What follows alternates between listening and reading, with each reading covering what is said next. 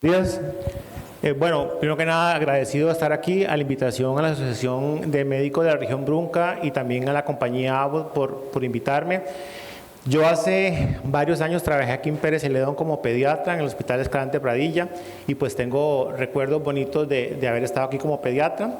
Y también con gente conocida que quiero mucho, entonces cuando me hicieron la invitación pues estaba súper emocionado de venir y para ver si podemos aprender un poquito entre todos de este tema que se las trae. Entonces, quería preguntarles si todos ustedes atienden pacientes pediátricos, ¿sí?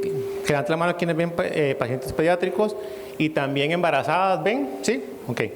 Entonces, es sobre todo porque va muy enfocado con el paciente, con el lactante, acerca de los HMO, qué es esta cosa, es algo raro, cómo se come, cómo se usa. Bueno, vamos a tratar de explicar qué son los HMO y para qué sirven.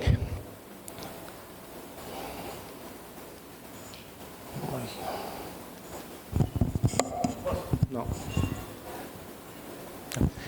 Bueno, no tengo conflicto de interés con esta charla, soy speaker para Abbott, pero el contenido de la misma no tiene influencia por la industria farmacéutica.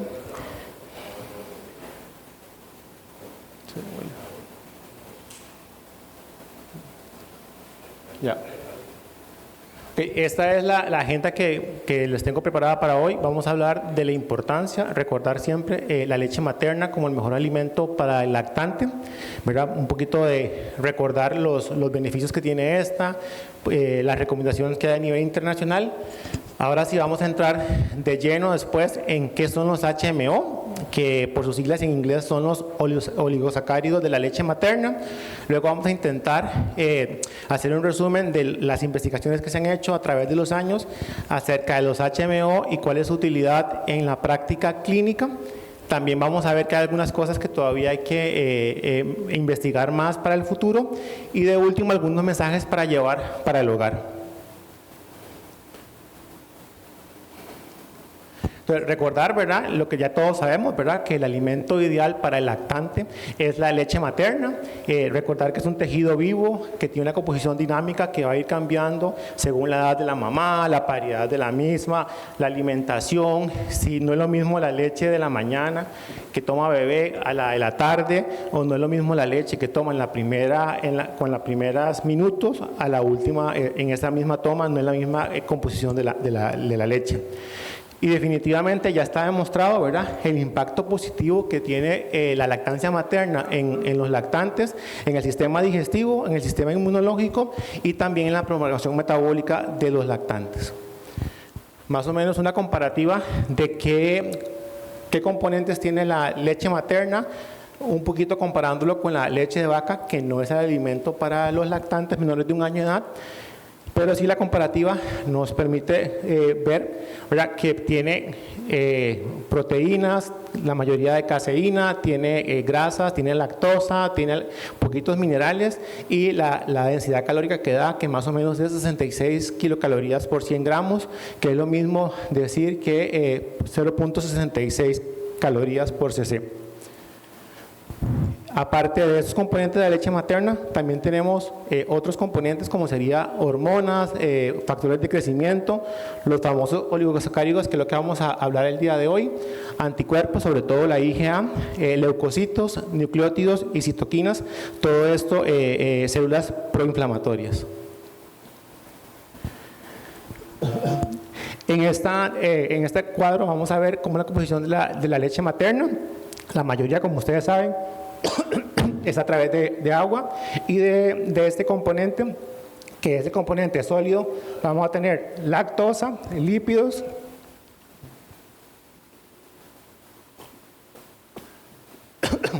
proteínas y los famosos HMO. Recordar que los HMO es el tercer componente más importante de la leche materna. Entonces esto lo transcribí de la página de internet de la OPS, que dice que definitivamente la leche materna es una política de salud, porque si hubiese una vacuna que pudiera prevenir millones de muertes infantiles por años, que sea barata, que sea segura, que sea fácil de administrar, que no ocupe cadena de frío, pues definitivamente la lactancia materna sería esa vacuna que nosotros, por eso la importancia de promover la lactancia materna. Y la OMS se manifestó y se promulgó acerca de la recomendación de leche materna exclusiva hasta los 6 meses de vida, y después de eso continuar con leche materna hasta más o menos los 2 años de edad con una alimentación complementaria adecuada para nuestros niños. Beneficios de la leche materna se han estudiado muchísimos, entonces un poco lo que les traje, lo más importante que pude resumir, que sería tanto en el lactante como en la madre. La lactante se sabe que podría prevenir, por lo menos las primeras etapas de la vida, el sobrepeso y la obesidad. Entonces un poquito la parte de metabolismo, ¿verdad? También podría prevenir el desarrollo de diabetes mellitus tipo 2, disminuye el riesgo de leucemia a menores de 6 meses de edad, el síndrome de muerte súbita del lactante, promueve el apego bebé con la mamá, y definitivamente se ha estudiado el desarrollo cognitivo, desarrollo neuronal, que es mucho mejor en estos niños alimentados con leche materna. Y las madres, pues también se ha visto beneficios, disminución del riesgo de cáncer de mama, de ovario, y también el desarrollar diabetes tipo 2. La nutrición en nuestros lactantes es súper importante. Se sabe, ¿verdad?, que una adecuada nutrición en la primera infancia va a favorecer el crecimiento y desarrollo de los niños y también la salud inmediata y posterior. Y también se sabe que debería haber un sistema intestinal saludable que permita una absorción adecuada de los nutrientes. También podría servirnos como desarrollo del sistema inmunitario y también para desarrollar tolerancia en la mucosa y sobre todo prevenir alergias alimentarias. También necesitamos una microbiota intestinal adecuada. Esta microbiota intestinal adecuada nos permite, va a ser modificada por diferentes factores, tanto prenatales como perinatales, y también sabemos que el estándar de oro para una microbiota adecuada sería un bebito recién nacido de término, que nació por parto vaginal y que se alimenta exclusivamente de leche materna. Y se sabe que la leche materna contribuye al equilibrio en la microbiota de nuestros bebitos. Ahora sí, ¿qué pasa con los HMO? Los HMO se han venido estudiando desde hace mucho tiempo. Recientemente, en los últimos 10 años, se ha hecho mucha investigación, y lo que sí se sabe es que desde antes, desde el final del siglo XIX, los investigadores sabían que había leche materna y que tenía que ver un poco con la composición de las bacterias que tenían nuestros niños, y que eso favorecía a una mejor supervivencia infantil o una mejor calidad de vida en nuestros niños. Luego se comenzó a estudiar que habían azúcares, aparte de la lactosa, en la leche materna, y también se hizo el descubrimiento de algunos elementos que podrían ser promotores de esta microflora bacteriana normal. Se habló en ese momento de los GOS, los FOS. Los GOS son los galacto-oligosacáridos, los FOS son los fructoso-oligosacáridos, y los PDX son las polidextrinas, que todo esto son azúcares que están en poca cantidad en la leche materna, pero se comenzaron a manufacturar para poderlos incorporar en fórmulas infantiles. Pero recordar que estos FOS, GOS y PDX no son HMO, son oligosacáridos de otra especie. Luego en los 80 se identificaron los famosos HMO, y ya por ahí el 2010 se comenzaron a hacer mayor avances tecnológicos, y estos permitieron poder fortificar fórmulas infantiles con unas sustancias que ahorita vamos a ver qué es, que son parecidas a la leche materna, y va a dar una serie de ventajas para el niño que se alimenta con una fórmula infantil, ya que no se pudo alimentar con leche materna. Y dentro de eso, los primeros que se comenzaron a utilizar fueron los 2FL y el NT. Ahora sí, entonces esto parece un poco árido, comenzamos con un desierto. Les prometo que en 20 minutos vamos a entender perfectamente qué son los HMO. Entonces, los HMO son los oligosacáridos de la leche materna. Si son oligosacáridos, quiere decir que son azúcares compuestos, ¿verdad? Son más que disacáridos. Entonces, son depósitos de carbohidratos complejos que se sintetizan en la glándula mamaria. Son el tercer componente más importante de la leche materna, que se lo dije anteriormente, y se sabe que generalmente estos HMO van a ir disminuyendo en la composición de la leche materna según van avanzando los niños en edad. Vean cómo en el calostro aparecen de 20 a 25 gramos por litro de HMO, mientras que en la leche madura bajan hasta 10 a 15 gramos por litro. Los HMO, Como ven, es la tercera componente sólido más importante de la leche materna, después de la lactosa y después de las grasas. Se sabe que hay más de 200 HMO estudiados actualmente y se han caracterizado alrededor de 160 tipos, y se sabe que una misma madre puede producir hasta 65 tipos diferentes de HMO. Y son producto de una selección, o sea, tiene que ver mucho la genética de la mamá, y ella va a decidir cuál HMO va a producir, cuál va a fabricar en mayor cantidad o en menor cantidad. Es por eso que se habla de que hay una genética materna que interviene en su síntesis. La mayoría de estos HMO van a escapar de la digestión del intestino delgado y van a pasar al colon y salen a través de las heces, y una pequeña cantidad, como un 8%, van a ser excretados a través de la orina. Y lo que vamos a hablar ahorita es del efecto que tienen estos oligosacáridos en que favorecen a las células inmunitarias del lactante que está consumiendo la leche, bloquean vías de infección, proporcionan componentes básicos para que el cerebro se desarrolle mejor, y también estimulan funciones en la barrera intestinal. Entonces, nada más un recordatorio de bioquímica. La lactosa es la composición de dos monosacáridos, que sería la glucosa y la galactosa, a través de la lactosa sintasa. Entonces, esto va a producir la lactosa, que es el azúcar más importante de la leche humana. Y tenemos que a esta lactosa le vamos a agregar un monosacárido, que podría ser cualquiera de estos 5, y van a producir un oligosacárido. Recordar que estos monosacáridos van a tener posiciones cis o trans, entonces quiere decir que hay una serie de HMOs que se van a producir, como decíamos, una infinidad de producción de HMO.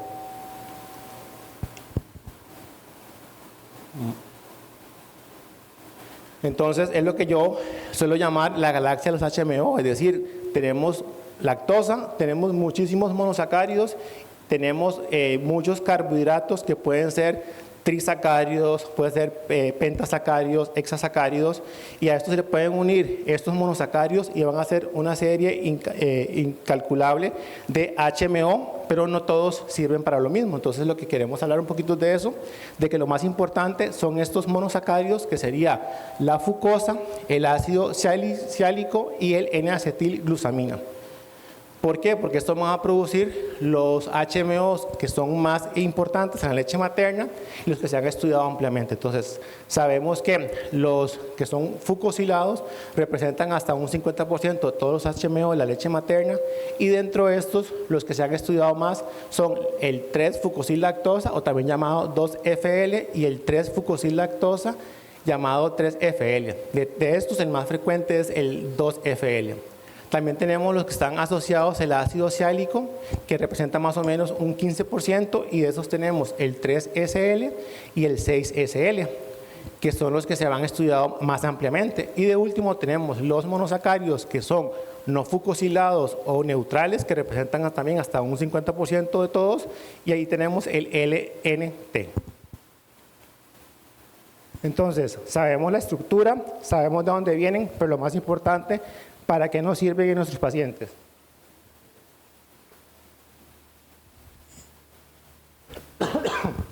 Se han descubierto varios factores que podrían ayudar en la salud de nuestros niños. De los que se han estudiado más son del uso como prebióticos, del uso como antipatógenos, o más bien como antiinfecciosos. Se sabe que van a modular el sistema inmunológico del lactante que se alimenta con esta leche, y también va a favorecer el desarrollo cerebral y el desarrollo cognitivo de nuestros pacientes que se alimentan con leches que traen HMO. Entonces, con respecto a los prebióticos, recordar que el prebiótico es una sustancia que se metaboliza como si fuera un alimento para bacterias intestinales comensales buenas. Es decir, es como un poquito de alimento para esas bacterias que tenemos todos en el intestino, en el tubo digestivo, y sabemos que los fucosilados sobre todo van a alimentar a los Bifidobacterium longum, Bifidobacterium infantis, algunos bacteroides y Lactobacillus rhamnosus, que son comensales, que son bacterias buenas que están en el intestino de los lactantes, ¿verdad? También tenemos que los salicilados también van a alimentar sobre todo a bacteroides y lactobacilos, y el NT va sobre todo a las bifidobacterias y a algunos tipos de lactobacillus como el plantarum y el paracases.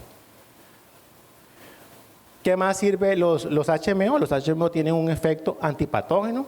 Se ha estudiado ampliamente en ratas, en cerdos y también en niños y también en adultos el uso de estos HMO, y se sabe que van a inhibir el crecimiento y colonización de patógenos, es decir, cuando no sirven como alimentos, sirven como exclusión competitiva con los patógenos que están en el tubo digestivo. Me parece muy interesante este dato, que estos HMO sirven como señuelos para atrapar virus y bacterias, toxinas, y hacen que el sistema inmunológico de nuestro intestino los ataque a estos patógenos. También van a bloquear la adhesión de patógenos y toxinas a la mucosa del tubo digestivo, y sobre todo se ha estudiado que los fucosilados van a disminuir en teoría los genes virulentos de E. coli, van a disminuir el riesgo de infecciones intestinales, lo que más se ha estudiado es por el rotavirus, y también infecciones respiratorias, sobre todo influenza y también virus respiratorio sincicial. Y por otro lado, el NT podría también favorecer a que no se adhiera a la pared intestinal algunos parásitos como las entamoebas. ¿Cómo sirve a nivel del sistema inmunológico? Bueno, lo va a modular porque va a interactuar directamente con células epiteliales e inmunitarias, fortalecen la inmunidad innata, y sobre todo los LNT favorecen a que no se produzca una inflamación exagerada del colon, disminuye las citoquinas proinflamatorias, aumenta las citoquinas antiinflamatorias, y pareciera que hay una respuesta inflamatoria disminuida en pacientes que tienen bronquiolitis en los primeros meses de edad con BRS o el respiratorio sincicial. También pareciera que podría favorecer a niños que tienen una enterocolitis aguda necrotizante a que ésta mejore rápidamente. Se sabe de algunos HMO que sirven como ligandos que se unen a células presentadoras de antígenos, y ahí está un cuadro con algunos que podríamos utilizar en el día a día. Y la otra parte importante es que favorece el desarrollo cerebral de nuestros pacientes, de nuestros niños, mejora en teoría el desarrollo cognitivo de estos, favorece scores más altos con respecto al desarrollo del lenguaje, el desarrollo motor, tanto la motora gruesa como la motora fina. Y sí se sabe que los salicilados sí tienen la capacidad de atravesar la barrera hematocefálica, a diferencia de los fucosilados, que más bien van a tener un efecto a nivel del eje cerebro-intestino-microbiota.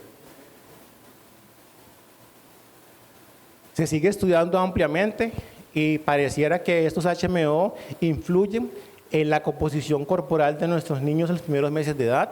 Es decir, van a favorecer al acúmulo de masa magra, disminuir el acúmulo de tejido adiposo, y probablemente favorezcan el crecimiento en talla de estos pacientes. Esta es una revisión que se hizo, es un estudio que se hizo en el año 2022 en Europa, en 3 países europeos, donde se hizo la combinación de estos 5 HMO que les mencioné antes, y se incorporó en fórmulas infantiles, y se hizo un estudio, que eso fue un estudio ciego multicéntrico, ¿verdad? Donde se utilizaron más de 700 pacientes. Y lo que este estudio evidenció es que los pacientes utilizan estos 5 HMO en la maduración intestinal de los lactantes, y se puede modular en forma beneficiosa a través de estos 5 HMO. Y también se sabe que los fórmulas que tienen HMO en los primeros 6 meses de vida van a tener este efecto bifidogénico que habíamos hablado anteriormente, y pareciera que también disminuye la presencia de Clostridium difficile, que es un causante de colitis, ¿verdad?, de infecciones en el colon, y por tanto podría disminuir el riesgo de las gastroenteritis agudas. ¿Qué nos depara el futuro? No sabemos, se está estudiando mucho, hay mucho que hacer todavía, pero lo que se está hablando es que cuánto tiempo estos HMO van a persistir en el ser humano, y cuánto efecto benéfico van a tener. Es decir, si a los 20 años y nos alimentamos con fórmulas o leche materna que tenía HMO, si este efecto va a estar persistentemente. ¿Tendrá un efecto hasta cuándo de este peso corporal de nuestros niños? Será necesario hacer análisis de los genomas de cada población para estudiarlos, porque recuerden que la microbiota de cada uno de nosotros va a estar alterada por muchos factores, incluyendo la dieta de la mamá, incluyendo infecciones, el uso de antibióticos, si fue parto cesárea o no, si el paciente se expone a gérmenes o no, pues eso también va a cambiar. También se tiene que estudiar más acerca de la nutrición de la mamá y el entorno que vive, y también se han hecho estudios incipientes todavía donde se ha agregado HMO a adultos y que estos podrían favorecer a disminuir las bacterias patógenas del tracto digestivo. En teoría son bastante bien tolerados, producen pocos efectos adversos, a lo que producen pocos de flatulencias y demás, pero mejorar la microbiota intestinal. Les prometí que iba a ser corto, llegamos creo que al oasis, y lo que quiero que se lleven para la casa es los siguientes mensajes: la importancia, la superioridad de la leche materna como alimento en el lactante menor de 6 meses de edad. Si se puede llegar hasta los 2 años de edad, perfecto. Recomendar lactancia materna exclusiva hasta los 2 años, hasta los 6 meses de edad, y luego iniciar alimentación complementaria.